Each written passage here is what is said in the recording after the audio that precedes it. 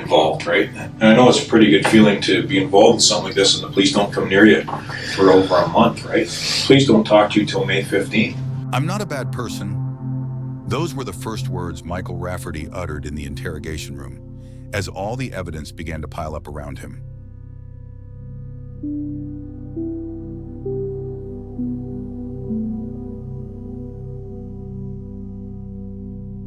Afternoon of April 8th, 2009, an 8-year-old girl, Tori Stafford, walked out of the gates of Oliver Stevens Primary School. She walked alongside a strange woman, and then she disappeared from the world. Hundreds of people joined the search. Thousands of candles were lit in the cold, but Tori did not return. When the truth is revealed, it exposes a dark corner deeper than anyone could have imagined. Victoria Tori Stafford, 8 years old, a lively little girl who loves princess dresses, pets, and her mother's sparkling earrings. Living with her mother and brother in Woodstock, Ontario, a quiet town that no one expected to become the focus of the whole country. Michael Rafferty, 28 years old, a normal face in the crowd, no criminal record, no bad reputation, someone no one in town feels the need to be wary of. But sometimes, evil is not shown. Terri-Lynne McClintock, 18, a girl with a troubled past, teenage violence, drugs, and lost paths. In the arms of Michael Rafferty, she finds a dangerous feeling that she may never have known how to control. 3 people, 3 seemingly unrelated fates, but then a cruel decision tied them together, forever.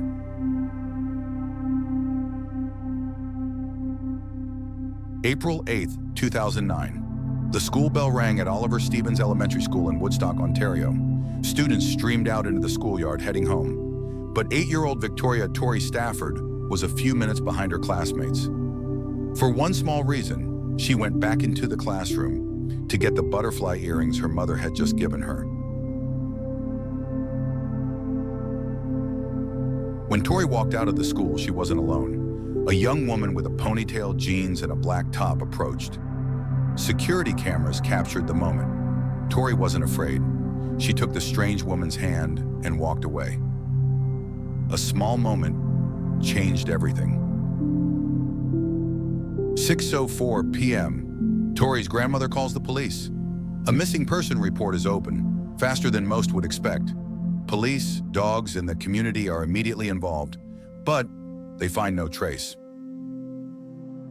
The news spread quickly. Emergency bulletins were broadcast across Ontario. Breaking news: missing child in Woodstock. The once peaceful town was suddenly plunged into panic.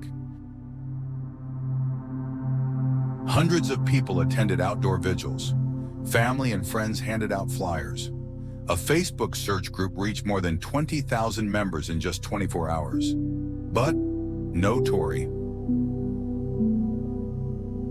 Investigators found a clue. A young woman, 19 to 25 years old, black hair, about 5 feet 7 inches tall. But who was this woman? And what did she have to do with Tori's disappearance? May 19th, 2009, nearly 6 weeks after Tori went missing. Michael Rafferty was arrested and taken to the Ontario Provincial Police Interrogation Room. This was the first time he had to face the truth. I think they might have only put 1 sugar in. I think they got it mixed up. And there's a plain donut there for you. I had a cereal bar, but if you get hungry or anything else, just let me know, okay? Do you have any, Since noon. you haven't eaten since noon? Okay, are you hungry now? I can get you a full meal if you want. I got a few things I'll talk to you about. As I told you, my name is Chris. My last name is Lone. I understand your name is Michael. Now, do you go by Mike or Michael? What's your preference? Okay. I'll probably call you Mike, so unless that really offends you, Investigator Chris Loam doesn't start with threats. He sits down, pours tea, offers Rafferty a donut, a deliberate approach to create a sense of security. But my job is, as I mentioned to you earlier, I'm from what's called the behavioral sciences section. You follow some little bits and pieces that there was behavioral sciences people involved, right? And sometimes they were criminal profilers. There's been other members in there as well. Threat assessment, and that's what one of my roles is as well. In threat assessment, what my job is to determine the risk. Okay, what's the risk of a certain situation? What my job is to determine the risk, okay? What's the risk of a certain situation? This is the tactic. Threat assessment framing, making the suspect think they still have a chance to explain. Stuff, okay? Like I say, this may have been a thing that you just snapped and did something. That stuff happens. Or it may have been something you planned for many months and got some enjoyment out of the plan. I okay? didn't do anything. Well, that's not entirely true either. That is entirely true. No. I didn't do anything. No, you can try and cement yourself into that, okay? But at the same time, you're not doing yourself any good by not being truthful here, okay? For the first hour and a half, Michael Rafferty pleaded not guilty. He repeatedly denied that he had done anything wrong, but his denials were muddled and inconsistent. I didn't do anything well. I didn't do anything. I know, but I did not do what you think I did. This is a form of minimization and distancing language. When a suspect tries to minimize his role, creating distance between himself and the crime he is accused of.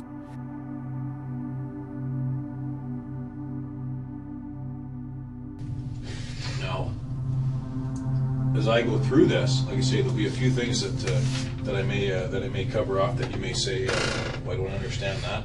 But having said that, from reading about you, this to me seems like it's out of character. Now, I could be wrong, right?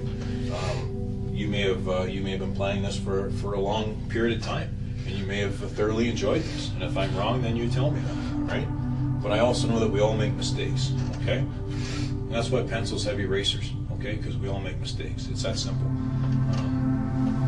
Spending time with you here, and if I'm wrong, you tell me. But it looks like if you could turn back time, maybe there's a few decisions in life you'd have made a little bit different. All right? If I could turn back time for you, Mike, I would.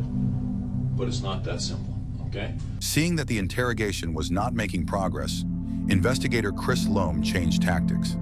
He did not immediately accuse, but gently normalized the behavior with a familiar metaphor.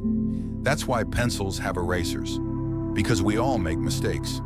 This is a technique of minimization, not requiring a direct confession, but opening up a psychological escape. Just admit that I made a mistake. Rafferty's body began to react to the pressure. He sat hunched over, breathing rapidly, his hands clasped together. According to criminologists, the hunchback plus looking down plus clasping of hands is a sign of inner collapse. But Rafferty did not confess. He repeated a sentence. I'm not a bad person. That was not a denial. It was a sign of self-image, often seen in criminals who do not accept themselves. But despite all the psychological tactics used, from the gentle to the direct, Michael Rafferty pleaded not guilty that night, and that silence only prolonged the darkness that shrouded the case.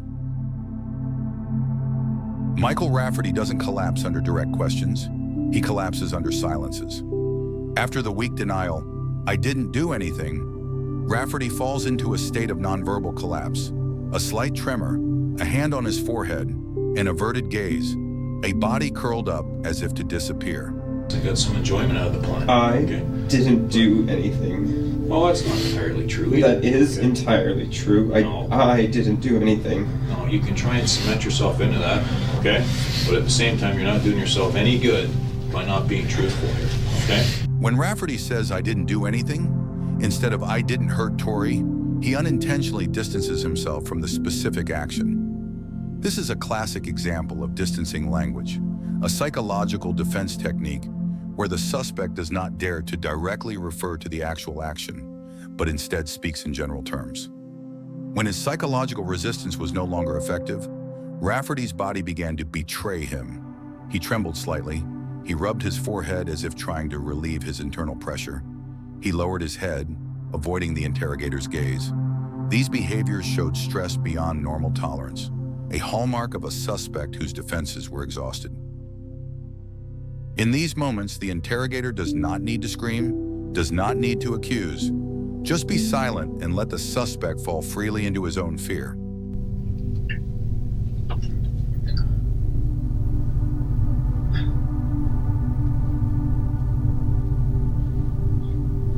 Leaving Rafferty alone after denying defeat was no accident. It was a psychological tactic. Isolate the subject, deprive him of any sense of control, make silence an inescapable pressure. When words can no longer save, then silence reveals the truth. I didn't do anything. Well, that's not entirely true. That is entirely true. I didn't do anything. But even as he trembled, avoided eye contact, and nearly collapsed, Michael Rafferty refused to plead guilty. Terri-Lynne was asked today if she wanted to call a lawyer 4 times. She says on the 8th of April, Wednesday the 8th of April, 2009, at 3:30 in the afternoon, you drop her off at Pavey, south of Fife, south of the public school, where Tori walks out of. The interrogators switched to the good cop, bad cop tactic. One continued to comfort, one pushed straight with the harsh truth. But Rafferty remained silent or responded with incoherent denials until he was cornered by the DNA evidence and testimony of Terri-Lynne McClintock. Any comment, Michael? Where's Tori? Back up, folks. Back off. Everybody back off this band right now. The trial finally ended after nearly 10 weeks of deliberation. Michael Rafferty was convicted of first-degree murder, kidnapping, child sexual assault. Sentence, life in prison, no parole for 25 years. But this sentence also cannot bring back an 8-year-old girl. An 8-year-old girl was gone forever. A nation was deeply wounded. And Michael Rafferty, from a relative unknown, became a symbol of cold ruthlessness that no words could justify. But the question remains, how long can a person hide the darkness before it consumes everything?